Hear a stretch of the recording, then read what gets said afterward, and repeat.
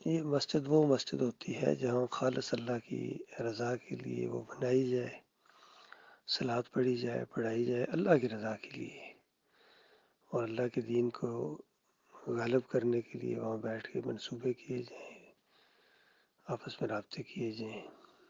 یہ اللہ کی مساجد ہیں.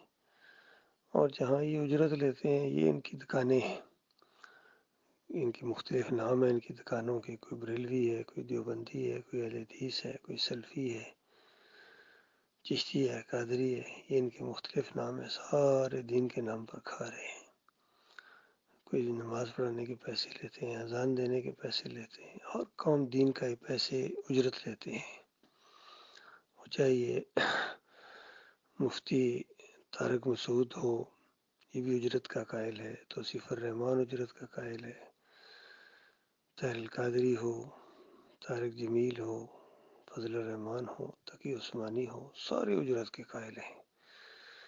عرب و عجم آج یہ ہر جگہ سے جتنے مولوی ہیں، چاہے بنگلہ دیش کے ہوں، انڈیا کے ہوں، پاکستانی ہوں، یا عرب کے ہوں، گلف کنٹری کے، جہاں بھی یہ اجرت لیتے ہیں. یہ اجرت لینا حرام ہے، ناجائز ہے. اسی وجہ سے ان کی دعائیں نہیں قبول ہو رہی ہیں. ان مولویوں کے پیچھے نمازیں پڑھنا جو اجرتی ہوں، مسلک پرست ہوں، شرک بھی ان کے اندر ہو، یہ بہت بڑی جہالت ہے. اپنے سارے اعمال کو برباد کرنا ہے، اور انہی کے ساتھ ہمیشہ کی آگ میں رہنا پڑے گا ایسے لوگوں کو.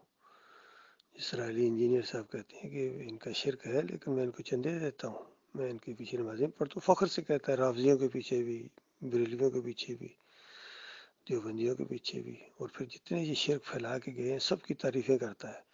خود کئی دفعہ شرک کا رد کر رہا ہوتا ہے، لیکن جو شرک پھیلانے والے ہیں، چاہے پیر نصیر الدین ہو، چاہے یہ اس کا جو مولوی اسحاق ہو، ڈاکٹر اسرار ہو، اور جتنے بھی یہ گزرے ہیں شرک پھیلانے والے،